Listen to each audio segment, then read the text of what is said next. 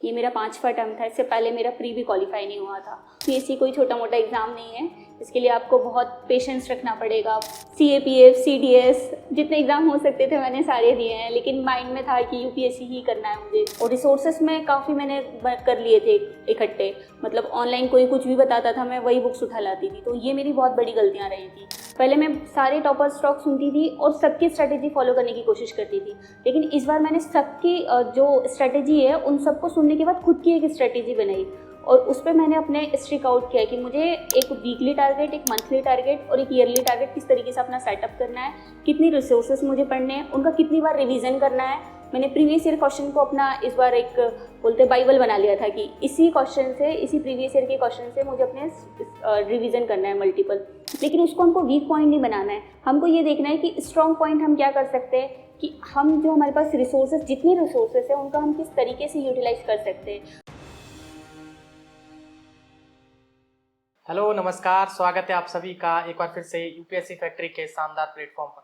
मेरा नाम है अंकित शर्मा और आज की वीडियो मैं कहूँगा हमारे छोटे भाई बहन जो हिंदी मीडियम की तैयारी कर रहे हैं उनके लिए बहुत कुछ सिखाने वाले हैं और बहुत कुछ उनको मोटिवेशन मिलेगा, बहुत जानकारी मिलेगी यूपीएससी के बारे में। और इस वीडियो को एंड तक अगर आप देखते हो तो आप, मैं कह रहा हूँ, यूपीएससी की बहुत सारी ऐसी चीज़ें हिंदी मीडियम को लेकर हैं, उनकी जानकारी जुटा पाओगे कि आपको अभी तक आपको डर लग रहा था वो डर आपका दूर हो जाएगा। क्योंकि हिंदी मीडियम को लेकर काफ़ी सारे अखबारों में निकल रहा है, काफ़ी सारे कोचिंग वाले जो इंग्लिश मीडियम के हैं वो बता रहे हैं कि हिंदी मीडियम का कोई रिजल्ट नहीं है, हिंदी मीडियम का कोई सिलेक्शन नहीं है। तो ऐसी कोई बात नहीं है। आज हम मिला रहे हैं आपको भारती साहू से।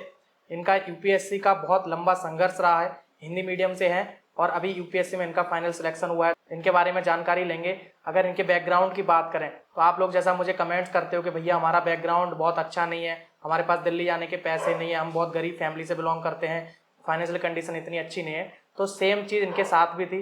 इनके पिताजी ऑटो चलाते हैं, तो आप समझ सकते हो घर की क्या हालत रहे होंगे। फिर भी भारती ने हार नहीं मानी, लगातार संघर्ष करते रहे और आज फाइनल पीडीएफ जो यूपीएससी का आता है उसमें इनका नाम है। आप जाके सर्च कर सकते हो, आप जाके देख सकते हो कि भारती ने यूपीएससी में सिलेक्शन लिया है। तो सबको जानकारी लेंगे। चैनल पर नए हो चैनल को सब्सक्राइब कर लेना, वीडियो पसंद आए वीडियो को लाइक करना। आप सभी लोगों के कोई भी क्वेरीज होते हैं, आपके कोई भी डाउट होते हैं तो आप हमें डायरेक्ट इंस्टाग्राम पर मैसेज कर सकते हो और इस वीडियो के डिस्क्रिप्शन में जाके हमारा एक गूगल फॉर्म मिल जाएगा आपको, उसको आप भर देना। आपको कोचिंग के बारे में कोई गाइडेंस चाहिए तो हम आपको कॉल पे प्रोवाइड कर देंगे। तो भारती जी, बहुत बहुत स्वागत है आपका हमारे चैनल पर और बहुत बहुत शुभकामनाएं आपके इस सक्सेस के लिए। कैसे हो आप? जब आपका रिजल्ट आया उसके दिन के बारे में थोड़ा बताओ। जी मैं ठीक हूँ। जिस दिन रिजल्ट आया था, मतलब उस दिन तो बहुत डर भी था, एक बहुत ज़्यादा नर्वसनेस थी, पता नहीं क्या होगा, लिस्ट में नाम होगा कि नहीं होगा। फाइनली जब आ गया तो अब थोड़ा ठीक फील हो रहा है। ओके। आपका एजुकेशन बैकग्राउंड क्या रहा है? पढ़ाई लिखाई शुरुआती कैसी रही? कौन से स्कूल में आपने पढ़ाई करी? फिर कॉलेज के बारे में थोड़ा बताओ। मेरी 8 तक की स्कूलिंग ही यहीं पास के स्कूल में हुई थी, सेंचुरी कॉन्वेंट स्कूल में। फिर 9 से 12 तक मंडीदीप में चली गई थी, CLRS स्कूल में, मामाती जी के पास मैंने पढ़ाई की थी। मेरा ग्रेजुएशन BSc कंप्यूटर साइंस में हुआ है, government girls Gitanjali college Bhopal से मैंने अपना ग्रेजुएशन किया है। ओके। फिर यूपीएससी का सफ़र कैसे शुरू हुआ? कब से आपने तैयारी शुरू की? पहले तो मैं बैंकिंग की तैयारी कर रही थी, फिर 18 अप्रैल 2016 को वो दिन आया कि मेरे मन में यूपीएससी का ख्याल आया। कुछ ऐसी कंडीशंस हुई थी, कुछ टॉपर्स वगैरह की, वो सब देखे थे, तो वहाँ से यूपीएससी का आ गया था दिमाग में। पर ग्रेजुएशन भी नहीं हुआ था और उस टाइम मेरे पास इतनी गाइडेंस और वो सारी चीज़ें अवेलेबल नहीं थी, तो मैं ऐसी नॉर्मली प्रिपरेशन कर रही थी। फिर उसके बाद धीरे धीरे करके प्रिपरेशन स्टार्ट की, कुछ गाइडेंस, कुछ चीज़ें अवेलेबल हुई, तो आज ही सफ़र यहाँ ख़त्म हुआ है। इसमें ये होता है ना कि जब आप बहुत हम्बल बैकग्राउंड से आप होते हो, तो अगर आप यूपीएससी जैसे एग्जाम का बोलते हो तो घर वाले भी और रिलेटिव्स, आसपास के लोग भी कहते हैं इतना बड़ा एग्जाम है, वो रहने दे, है ना, दिल्ली जाना पड़ेगा, बहुत खर्चा करना पड़ेगा, तेरे बस का नहीं है, हम लोग नहीं करा सकते तैयारी, है ना, तो छोटे एग्जाम आप दे सकते हो। तो आपने कोई जैसे एसएससी, बैंकिंग, ये सारे एग्जाम भी आपने दिए? हाँ, ये था कि मतलब मेरा बैकग्राउंड ऐसा था कि मेरे को साथ में भी कुछ एक जॉब लेनी थी। और फिर पहले 1-2 अटेम्प्ट में तो मेरे को लगा था कि नहीं, यूपीएससी ही देना है, बहुत वो है। लेकिन जब इसके मैं प्रीलिम्स क्वालिफाई नहीं हुआ तो समझ में आया कि यूपीएससी कोई छोटा मोटा एग्ज़ाम नहीं है। इसके लिए आपको बहुत पेशेंस रखना पड़ेगा, बहुत ही ज़्यादा हार्डवर्क चाहिए रहेगा, बहुत टाइम टेकिंग भी एग्ज़ाम है। तो इसके साथ ही मैंने अदर एग्ज़ाम्स भी, जैसे स्टेट पीएससी हुए, यूपी पीसीएस हुआ, ग्रुप 2 के एग्ज़ाम हुए, वो सब भी दिए हुए थे, वो सब भी मैंने क्वालिफाई किए थे। बट एक ड्रीम था कि नहीं, यूपीएससी क्वालिफाई करना है, तो फिर ओके। आपने एसएससी, बैंकिंग और ओवरऑल वनडे एग्जाम हो गया, फिर ये यूपीएससी, यूपीपीसीएस, एमपीएस, कितने ओवरऑल अब तक एग्जाम दिया आप बता पाओगे? काउंट नहीं कर सकती, लेकिन मैंने बहुत एग्ज़ाम दिए हैं।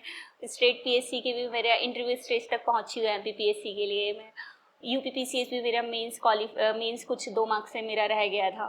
उसके साथ अभी ग्रुप 2 का जो एग्ज़ाम हुआ था वो भी मेरा क्वालिफाई हुआ था, कुछ वेटिंग में मेरा चल रहा था। तो मतलब सीएपीएफ सीडीएस जितने एग्ज़ाम हो सकते थे मैंने सारे दिए हैं, लेकिन माइंड में था कि यूपीएससी ही करना है मुझे, तो बस। आपके हम तैयारी के बीच में भी आएंगे, तैयारी की स्ट्रेटजी वगैरह जानेंगे। उससे पहले आप ये बताओ आपका पारिवारिक परिवेश कैसा है, कौन कौन है फैमिली में, और फाइनेंशियल कंडीशन उस टाइम पे ऐसी थी तो कैसे सब कुछ मैनेज हुआ, किसका सपोर्ट रहा है सब? मेरे पापा एक ऑटो ड्राइवर हैं और हम लोग 5 बहन 1 भाई है। घर में दादी हैं और हम सब लोग मतलब 9 लोग रहते हैं साथ में। संघर्ष तो काफ़ी रहा, फैमिली का भी रहा, मेरा भी रहा, क्योंकि फिर भाई की एजुकेशन भी मेरे कारण से छूट गई थी थोड़ी सी। वो ओला गाड़ी कैब वगैरह चलाने लगा था। फिर उसके साथ बहनें भी स्कूल में मतलब टीचिंग करना, बच्चों को घर में ट्यूशन पढ़ाना, फिर जो फेस्टिव्स की दुकान वगैरह लगती है वो सब हम लगाते थे। लेकिन ये था ना कि हमको एजुकेशन मेन हमारा प्राइमरी था, तो उसके लिए फिर पूरे परिवार ने संघर्ष किया था। और मेरे सपने के लिए तो सबने बहुत सपोर्ट किया, एक पिलर की तरह सब खड़े रहे थे साथ में। जब ऐसे बैकग्राउंड से आप आते हो तो यहाँ पढ़ाई लिखाई का इतना महत्व नहीं होता। आप भी आपके समाज में आपके आसपास देखते होंगे बच्चे इतना इंटरेस्ट नहीं लेते, और परिवार वाले भी, घर वाले भी इतना नहीं फोर्स करते कि पढ़ना है तुझे। आपको ये पढ़ने का चाव कहाँ से आया कि नहीं मुझे पढ़ना है और यूपीएससी करना है? ये शुरुआत कैसे हुई आपकी? मैंने इसी बैकग्राउंड को देखा था। पहले हम लोग स्लम एरिया में रहते थे, तो वहाँ मैंने देखा था कि एजुकेशन ना होने के कारण जो बच्चियों की ज़िंदगी है वो किस तरीके से बर्बाद होती है। मैंने अपनी फैमिली में भी देखा था कि जल्दी उम्र में शादी होने से लड़कियों के साथ में बहुत चीज़ें गलत होती है। जो बच्चे पढ़ नहीं पाते तो उनका जो पूरी फैमिली है साइकिल, वो एक गरीबी में, बेरोजगारी में, उसी में निकल जाती है। तो मेरे मन में था कि कुछ ऐसा करना चाहिए कि अपने साथ साथ हम समाज की, परिवार की, सबकी लाइफ हम चेंज कर सकते हैं। तो हमेशा मेरे माइंड में वही रहता था। मैंने जब देखा कि अगर मैं कुछ अच्छा करती हूँ तो जो छोटे बैकग्राउंड के बच्चे हैं वो आगे आ सकते हैं, मैं उनके लिए एक एग्जाम्पल सेट कर सकती हूँ, तो वो हमेशा मेरे माइंड में रहा। पहली बार यूपीएससी की तैयारी का आपने सोच लिया कि यूपीएससी की तैयारी करनी है, तो कैसे शुरुआत करी? आपको कैसे पता चला यूपीएससी के बारे में, उसका सिलेबस और उसमें क्या क्या पढ़ाई करनी है, कोचिंग लेना है नहीं लेना? कोचिंग अगर लेंगे तो इतना सारा पैसा लगेगा, वो कैसे आएगा? कैसे शुरुआत कैसे हुई कि अब मुझे अब यूपीएससी करना है, तो टेबल तक कैसे पहुँचेगा, अब ये पढ़ना है और मेरा यूपीएससी हो जाएगा? पहले तो स्टार्टिंग में गाइडेंस नहीं थी, तो ऑनलाइन जो जो चीज़ें मिलती थी उससे मैंने बुक लिस्ट वगैरह बना ली थी। और ऑप्शनल वगैरह था, मैंने डिसाइड कर लिया था कि ऐसे करना है। जब कहीं से एक दूर के भैया के थ्रू पता चला कि दिल्ली में इसकी कोचिंग होती है, तो गई मैं कुछ टाइम के लिए वहाँ पे। तो पता चला कि कोचिंग बहुत महंगी थी और रहना खाना भी बहुत महंगा था, तो फिर मैं वापस आ गई थी दिल्ली से। फिर मैंने सेल्फ स्टडी पर फोकस किया था कि कुछ यूट्यूब पर वीडियो मिल जाती थी, टॉपर स्टॉक वगैरह देखती थी, तो उससे थोड़ी बहुत प्रिपरेशन को मेरा वो बूस्ट मिल जाता था। लेकिन तब भी बहुत दिक्कत आई थी कि आपको इसके लिए चाहिए एक प्रॉपर मेंटर्स, या तो आपके घर में अवेलेबल हो, या आपको कोचिंग में कोई मिल जाए, या आपको फ्रेंड्स के रूप में मिल जाए। वो मेरे पास अवेलेबल नहीं था, तो इसलिए मेरे स्टार्टिंग के जो अटैम्प्ट थे वो भी बेकार ही गए थे, वो हो नहीं पाए थे। कितने अटैम्प्ट आपने दिए, और अटैम्प्ट्स के बारे में थोड़ा बताओ। जैसे पहला अटैम्प्ट दिया, फिर दूसरा अटैम्प्ट, उनमें क्या क्या आपका रिजल्ट रहा, और कैसे पूरा ये 5 साल जो अटैम्प्ट दिया वो कैसा सफर रहा? ये मेरा 5वां अटैम्प्ट था। इससे पहले मेरा प्री भी क्वालिफाई नहीं हुआ था। और कुछ अटैम्प्ट्स में तो स्टार्टिंग अटैम्प्ट में ये था कि मेरी प्रिपरेशन ठीक से नहीं थी, ग्रेजुएशन हुआ था, मैंने बिना मतलब तैयारी के अटैम्प्ट दे दिए थे अपने। लेकिन उसके बाद की जो प्रॉब्लम आई थी मेरे साथ ये था कि कुछ सी सेट मेरा रह जाता था। सी सेट की मैंने प्रैक्टिस अच्छे से नहीं की थी। और प्रीलिम्स के लिए जो मेन होता है क्वेश्चन पेपर मॉक्स ज़्यादा से ज़्यादा सॉल्व करना, तो मैं ऑथेंटिक टेस्ट सीरीज अपनी ज्वाइन नहीं कर पाती थी, ऑथेंटिक टेस्ट नहीं लगाती थी। जो नॉर्मल टेस्ट होते वही सॉल्व करती थी। और रिसोर्सेस में काफ़ी मैंने कर लिए थे इकट्ठे, मतलब ऑनलाइन कोई कुछ भी बताता था मैं वही बुक्स उठा लाती थी, तो ये मेरी बहुत बड़ी गलतियाँ रही थी। फिर इस अटैम्प्ट में जाके मैंने उन्हीं चीज़ों को इम्प्रूव किया। मैंने बहुत कम रिसोर्सेस किए, मल्टीपल रिविजन पे फोकस किया, ज़्यादा से ज़्यादा टेस्ट पेपर सॉल्व किए, प्रीवियस ईयर के क्वेश्चन पेपर को फोकस किया, तो ये हुआ। इस बार का सबसे टफेस्ट प्रीलिम्स कह सकते हैं, जैसा कि सब लोग बता रहे हैं। इससे पहले मतलब इजी आता था कंपेरेटिवली, इस बार जो आया तो इसमें आपका प्री हो गया, और इससे पहले आपके प्रीलिम्स नहीं हो रहे थे। तो क्या लगता है, क्या आपने स्ट्रेटजी में बदलाव करे, क्या चेंजेस करे जिसके कारण आपका प्रीलिम्स हुआ इस बार? इस बार सबसे बड़ा जो चेंजेस हुआ तो मेरा यही हुआ था कि मुझे एक प्रॉपर जो मेंटर्स होता है, फ्रेंड्स का एक वो सर्कल होता है, और जो एक प्रैक्टिकली हमको स्ट्रेटेजी पता चलती ना, वो मुझे पता चल गई थी। पहले मैं सारे टॉपर स्टॉक सुनती थी और सबकी स्ट्रेटेजी फॉलो करने की कोशिश करती थी, लेकिन इस बार मैंने सबकी जो स्ट्रेटेजी है उन सबको सुनने के बाद खुद की एक स्ट्रेटेजी बनाई और उस पर मैंने अपने स्ट्रिक आउट किया कि मुझे एक वीकली टारगेट, एक मंथली टारगेट और एक ईयरली टारगेट किस तरीके से अपना सेटअप करना है, कितनी रिसोर्सेस मुझे पढ़ने हैं, उनका कितनी बार रिवीजन करना है। मैंने प्रीवियस ईयर क्वेश्चन को अपना इस बार एक बोलते बाइबल बना लिया था कि इसी क्वेश्चन से, इसी प्रीवियस ईयर के क्वेश्चन से मुझे अपने रिवीजन करना है मल्टीपल। मैंने टेस्ट काफ़ी सॉल्व किए थे, मैंने सी सेट पे अच्छे से फोकस किया था इस बार। मैथ हुआ, कॉम्प्रिहेंशन हुआ, मैं डेली 5-5, 10-10 कॉम्प्रिहेंशन सॉल्व करती थी प्रीवियस ईयर के। तो इस तरीके से मेरी तैयारी में बहुत चेंजेस आए थे इस अटेम्प्ट में। हाँ, मेंस के बारे में थोड़ा बताओ, मेंस कैसे तैयार करा? मेंस था कि मैंने जो था पहले तो पूरा जो सिलेबस था उसको पूरा गो थ्रू कर लिया था। पूरा सिलेबस के जो सब टॉपिक होते हैं हमारे मेंस के, जैसे कि हिस्ट्री में भी हमसे क्या क्या पूछ रहा है, सोसाइटी में अगर उसने क्षेत्रवाद पूछा है, संप्रदायवाद पूछा है, तो इन सब की मैंने एक डेफिनेशन तैयार कर ली थी। मैंने हर एक सब्जेक्ट की एक अलग नोटबुक बनाई थी। उस नोटबुक में उसमें डेफिनेशन लिखना और उससे रिलेटेड कुछ करंट में अगर चल रहा है तो आप उसमें ऐड कर सकते हैं कुछ डेटा, फैक्ट्स वगैरह। तो वो सारी मैंने अलग अलग नोट्स बुक तैयार कर ली थी और उसी के साथ भी टेस्ट मैंने काफ़ी लिखे थे। और जब टेस्ट लिखती थी तो मैं यही कोशिश करती थी कि उसमें मेरा कंटेंट और मेरी प्रेजेंटेशन अच्छी होनी चाहिए। कुछ मैंने टॉपर्स की कॉपियाँ देखी थी और मैंने ये कोशिश की थी कि मेरी जो कॉपी है वो दूसरे से कैसे अलग हो सकती है, क्योंकि कंटेंट एक क्वेश्चन के आंसर में सब वही लिखेंगे, लेकिन आप उसमें किस तरीके से मैप के थ्रू, आप डायग्राम के थ्रू अपनी कॉपी को जितना सुंदर बता सकते हैं उतना ज़्यादा बेटर होगा। ओके, ऑप्शनल सब्जेक्ट आपका हिंदी साहित्य? जी जी। ऑप्शनल कैसे तैयार करा? ऑप्शनल मेरे लिए थोड़ा टफ था क्योंकि इससे पहले मेरा ऑप्शनल दूसरा हुआ करता था। फिर मैंने इस पीटी के बाद ही हिंदी को किया था, तो उस टाइम तो मैंने जो कोचिंग के नोट्स वगैरह थे उनको पूरा कवर कर लिया था। प्रीवियस ईयर के क्वेश्चन सिर्फ लिखे हुए थे, तो उससे मेरा ऑप्शनल हुआ है। ओके, हिंदी मीडियम के बच्चे काफ़ी डरते हैं यूपीएससी के सोचकर, क्योंकि यूपीएससी में बहुत ज़्यादा कंपटीशन और हिंदी मीडियम का रिजल्ट इंग्लिश मीडियम से बहुत कम आता है ना। इस बार तो और कम हो गया है, बच्चे बहुत कम हो गए हैं।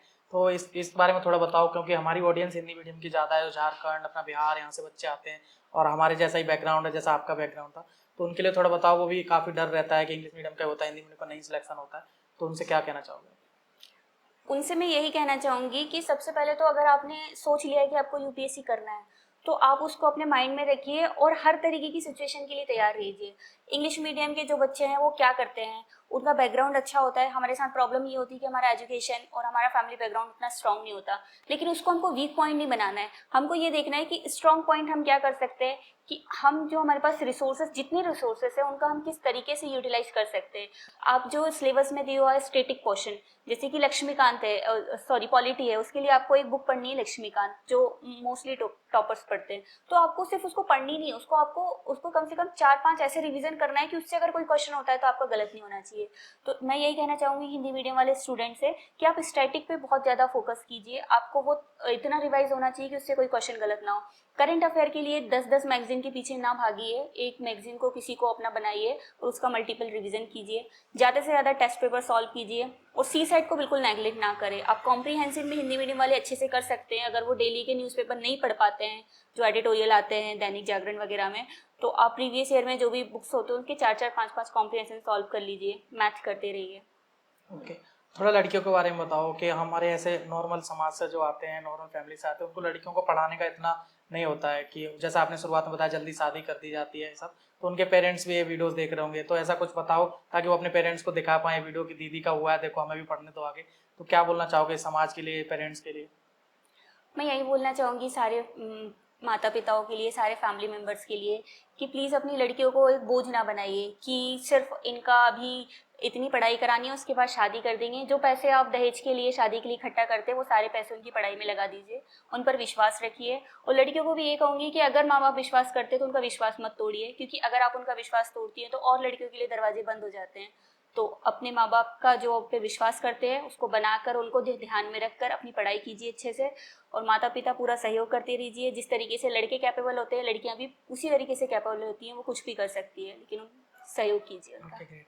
आपका इतना लंबा सफ़र रहा, प्रीलिम्स हो रहा है, मेंस नहीं हो रहा, किसी स्टेट पीसीएस का बैंकिंग एग्जाम दिया वहाँ नहीं हो रहा, असफलता हाथ लग रही है, 5 आपके अटैम्प्ट ये भी हो गए यूपीएससी के, तो कभी ऐसा फील हुआ, अकेले रह रहे थे आप दिल्ली में, कभी रोना आ गया हो, है ना, अकेले में क्या मतलब इतना संघर्ष चल रहा है, मेरा एग्जाम नहीं हो रहा है, कहीं बहुत अकेले पड़ गए हो, उस टाइम कैसे अपने आप को संभाला, कैसे तैयारी आगे बढ़ाई? हाँ, रोना तो डेली आता था। मतलब मेरे को कान्हा जी अच्छे लगते तो उन्हीं को लेके मैं साथ में बैठती थी, बोलती थी कि शुरुआत आपने कराई है तो अभी इस चक्रव्यूह से मुझे निकालोगे। और फिर ये था कि मतलब मेरे माइंड में ना जब भी मैं डिमोटिवेट होती थी वो पिक्चर सामने आ जाती थी कि मैंने क्यों क्यों स्टार्ट किया। अगर आपका वाई स्ट्रांग है ना तो आप किसी भी परिस्थिति से निकल सकते हो। तो मेरे ये भी था, बहुत बार आया था कि इसको छोड़ देती हूँ मैं। अदर एग्जाम भी मैंने जैसे बताया कि मैंने फोकस किया था, स्टेट पीएससी वगैरह भी दिया था, लेकिन वो वाई मेरे सामने आके खड़ा हो जाता था कि अगर छोड़ा तो फिर कोई और इस तरीके के बैकग्राउंड का बच्चा आने से कतरा जाएगा, वो डर जाएगा। तो फिर मैं अपने माता पिता से, घर वालों से डेली बात करती थी। कुछ 2-4 बाद में मैंने अच्छे फ्रेंड सर्कल बना लिए थे, पहले तो नहीं थे लेकिन बाद में बन गए थे अच्छे, तो उनसे अपनी बातें शेयर करना, तो इस तरीके से। और मेडिटेशन करती थी मैं, तो जो मेरा डिप्रेशन वाला फेज था उसको मेडिटेशन से दूर कर लेती थी। पूरा रूटीन बताओ एक बार। आप जब सुबह जब सीरियस पढ़ाई कर रहे थे, सुबह खड़े होने के बाद कितने बजे आप जगते थे? पूरा रूटीन कैसे टाइम टेबल बनाया था आपने? मेरा था कि मैं 6-7 बजे उठ जाती थी, उसके बाद मेरे को मेडिटेशन करना होता था और रेडी होकर लाइब्रेरी 8 बजे तक पहुंच जाती थी। सुबह 8 से लेकर रात के 11 बजे तक का मेरा लाइब्रेरी का रूटीन होता था, जिसमें मैं दोपहर में ब्रेक लेती थी 1 से 2 घंटे का, जिसमें खाना खाने के बाद थोड़ा सा रेस्ट करने के बाद मैं वापस लाइब्रेरी चली जाती थी। और इसमें मेरा था कि मुझे 8 घंटे से कम पढ़ना नहीं है, 8 घंटे से जितना ऊपर होता है उतना वेल एंड गुड है। और दिल्ली जिस दिन मैंने 30 जुलाई 2022 को कदम रखा था, उस दिन सोच लिया था कि मेरा एक भी दिन ऐसा नहीं जाना चाहिए कि वो बिना पढ़ाई के निकले, क्योंकि मेरे माइंड में था कि यहाँ आई हूँ किस लिए आई हूँ, तो वही मैंने अपने दिमाग में रखा हुआ था। थोड़ा विकास सर के बारे में बताओ। विकास सर से आप कितनी बार मिले हो, कैसा अनुभव रहा उनके साथ? उनकी वीडियो से ज़्यादा देखे थे, और हम लोग मिले थे उनके मेंस के बाद। उन्होंने जो क्लास ली थी, प्रीलिम्स के बाद ली थी मेंस ओरिएंटेशन क्लास, तो वहाँ मैं मिली हुई थी उनसे।